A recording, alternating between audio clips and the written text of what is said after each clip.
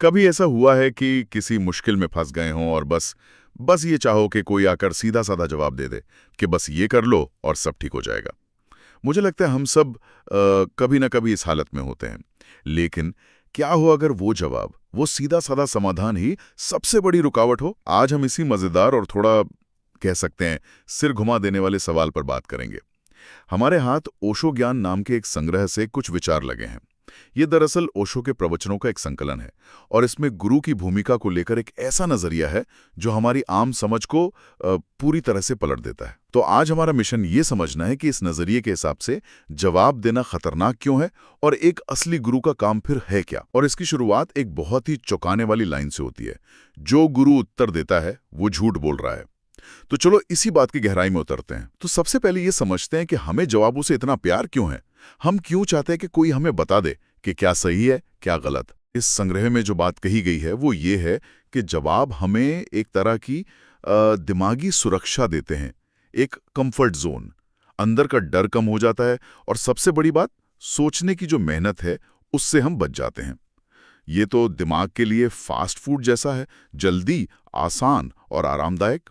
आपने दिमाग का फास्ट फूड कहा, ये बिल्कुल सही उपमा है। ये स्वादिष्ट लगता है, पेट भी भर देता है, पर इसमें पोषण जीरो होता है। यहाँ एक बहुत दिलचस्प मनोवैज्ञानिक पहलू सामने आता है। इस संग्रह में ओशो का एक उदाहरण है। उत्तर मन को सुला देते हैं। इसका मतलब ये है कि जवाब से जो हमें आराम या सुरक्षा महसूस होती है ना, वो हमारी जागरूकता की कीमत पर आती है। ये एक सौदा है जहां हम अपनी चेतना को, अपनी सोचने समझने की असली ताकत को एक झूठे आराम के लिए गिरवी रख देते हैं। जैसे ही जवाब मिलता है, मन शांत हो जाता है, और जो मन शांत हो गया वो सवाल करना बंद कर देता है, और जहां सवाल खत्म, वहीं असली विकास भी रुक जाता है। वाह! मतलब जवाब एक तरह की ललबाई, एक लोरी है जो हमारे दिमाग को सुला देती है। लेकिन यहीं से बात और भी गहरी और थोड़ी विवादास्पद हो जाती है। ये विचार कहता है कि जब कोई गुरु दावा करता है कि यही परम सत्य है, यही अंतिम रास्ता है, तो ये सबसे बड़ा झूठ है। ये सुनने में बहुत कठोर लगता है, क्योंकि ज्यादातर लोग तो गुरु के पास अंतिम सत्य की तलाश में ही जाते हैं।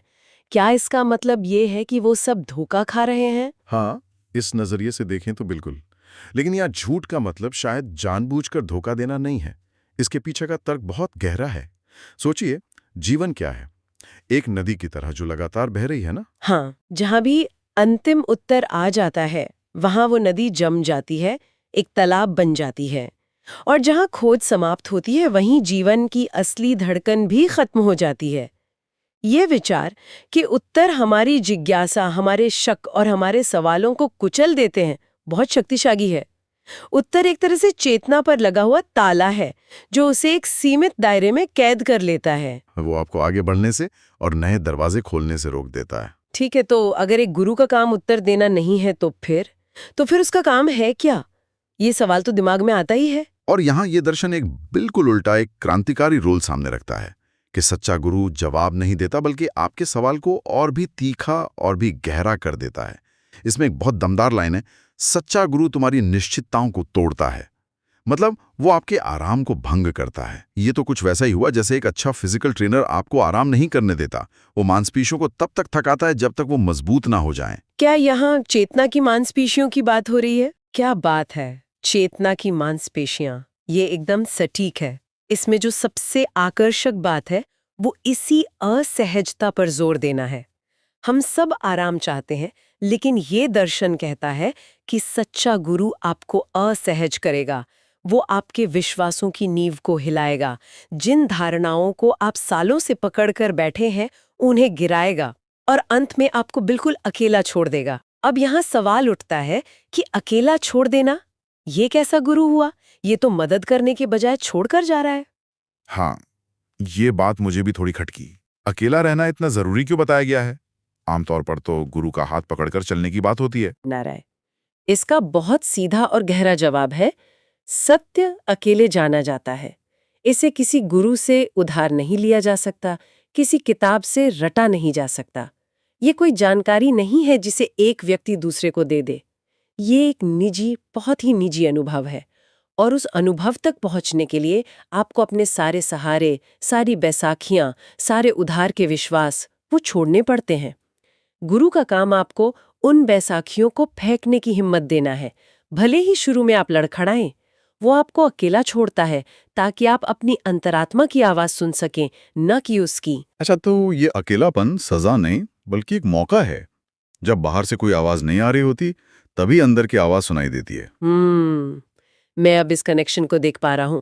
तो अगर गुरु का काम आपको असहज करना और अकेला छोड़ना है, तो इसका अंजाम क्या होता है? मतलब जब शिष्य इस प्रक्रिया से गुजरता है तो वो कहाँ पहुंचता है? क्या इससे उसकी निर्भरता खत्म हो जाती है? बिल्कुल, आप इसके असर की जड़ तक पहुंच रहे हैं। ये पूरी प्रक्रिया दरअसल चेतना को मुक्त करने की है। यहाँ जवाब मिलने को सीधे सीधे निर्भरता और गुलामी से जोड़ा गया है। गुलामी शब्द बहुत मजबूत है, लेकिन सोचिए, जब शिष्य को गुरु से बने बनाए जवाब मिल जाते हैं तो उसकी अपनी सोचने की प्रक्रिया वो लगभग बंद हो जाती है। वो हर छोटे बड़े फैसले के लिए गुरु की तरफ देखता है। इस तरह उसकी अपनी स्वतंत्रता, उसकी अपनी समझ वो मर जाती है। ये तो ऐसा हुआ जैसे आपने अपनी जिंदगी की गाड़ी की स्टीयरिंग व्हील किसी और के हाथ में दे दी। आप बस पैसेंजर सीट पे बैठे हैं और फिर आप शिकायत करते हैं कि जिंदगी मेरे हिसाब से नहीं चल रही। एकदम सही। और इसीलिए यहाँ बहुत तीखी भाषा का इस्तेमाल किया गया है, जो सोचने पर मजबूर करती है। उत्तर गुलामी है, प्रश्न स्वतंत्रता है। ये गुरु शिष्य के पूरे रिश्ते को एक नया रूप दे देता है। इस नजरिए से गुरु का काम आपको कुछ देना नहीं, बल्कि आपसे कुछ छीनना है। वो आपकी निर्भरता छीनता है, आपका उधार लिया हुआ ज्ञान छीनता है और आपकी झूठी निश्चितताओं को छीन लेता है। वो आपको खाली कर देता है। ये खाली करने वाला आइडिया बहुत दिलचस्प है। ज्यादातर लोग तो गुरु के पास अपना बर्तन भरवाने जाते हैं, ज्ञान से, शांति से, समाधानों से, और ये कह रहे हैं कि सच्चा गुरु तो बर्तन खाली करने आता है। हाँ, क्योंकि जब तक आपका बर्तन पुरानी उधार ली हुई चीजों से भरा है, उसमें कुछ नया और ताजा कैसे डाला जा सकता है ना? वो आपको खाली करता है ताकि उस खालीपन में कुछ मौलिक, कुछ आपका अपना अंकुरित हो सके। गुरु का काम बस जमीन तैयार करना है, बीज तो आपका अपना ही होगा। ठीक है, यहाँ तक की बात समझ में आ रही है।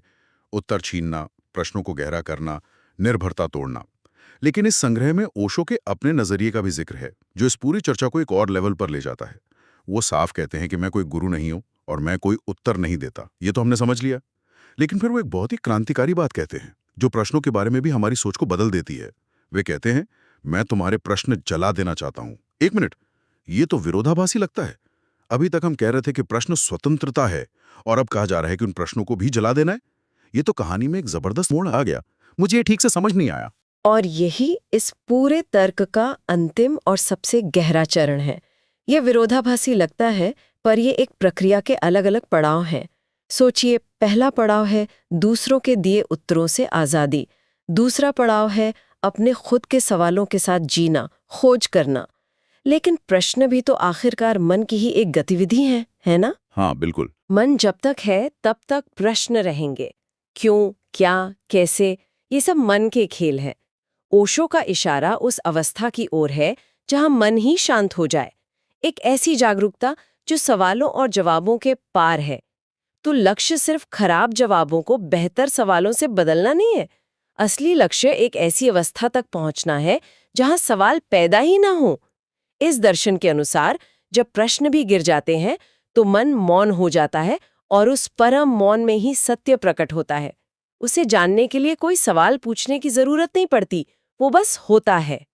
सवाल उस तक पहुंचने का एक रास्ता हो सकता है, लेकिन मंजिल पर पहुंचकर रास्ते को छोड़ना पड़ता है। वाह, ये तो सच में एक पूरी यात्रा है। मतलब पहले चरण में गुरु आपके उधार के उत्तर छीनता है, दूसरे चरण में वो आपके अपने प्रश्नों को गहरा करता है, और अंतिम चरण में वो आपको उन प्रश्नों से भी आजाद कर देता है, ताकि सिर्फ एक शुद्ध जागरूकता, एक शांत चेतना बची रहे। ये कुछ बनने की नहीं, बल्कि जो कुछ भी हमने ओढ़ा हुआ है उसे एक एक करके उतार फेंकने की प्रक्रिया है। बिल्कुल सही पकड़ा आपने। उत्तर एक परत है, प्रश्न दूसरी परत है। जब सारी परतें उतर जाती हैं तो जो बचता है वही मौलिक है, वही सत्य है। इस दर्शन का सार यही है। तो इस पूरी बातचीत का सार क्या निकलता है? हमने इस विचार को समझा कि जो गुरु उत्तर देता है वो एक गुरु से ज्यादा एक व्यापारी है जो आराम और समाधान बेच रहा है। वो ग्राहक की मांग पूरी कर रहा है, साधक की जरूरत नहीं। और इसके उलट सच्चा गुरु वो है जो साधक को खाली कर देता है, जो उसकी निश्चितताओं की जमीन उसके पैरों के नीचे से खींच लेता है और उसे सिर्फ अपनी जागरूकता के सहारे खड़ा होना सिखाता है। इस नजरिए का सार यही है कि सत्य को खरीदा या उधार नहीं लिया जा सकता। ये एक व्यक्तिगत आंतरिक अनुभव होना चाहिए। ये कोई वस्तु नहीं, बल्कि चेतना की एक अवस्था है। तो आखिर में ये पूरी बातचीत हमें एक सौदागर जो उत्तर बेचता है और एक सच्चे गुरु जो जागरूकता के लिए जगह बनाता है के बीच का फर्क साफ साफ दिखाती है। जाती है। गूगल, सोशल मीडिया और तुरंत समाधानों से भरी इस दुनिया में हम उन उत्तरों के बीच कैसे फर्क करें जो हमारे मन को सुला रहे हैं और उन प्रश्नों के बीच जो हमें सच में जगाने की ताकत रखते हैं।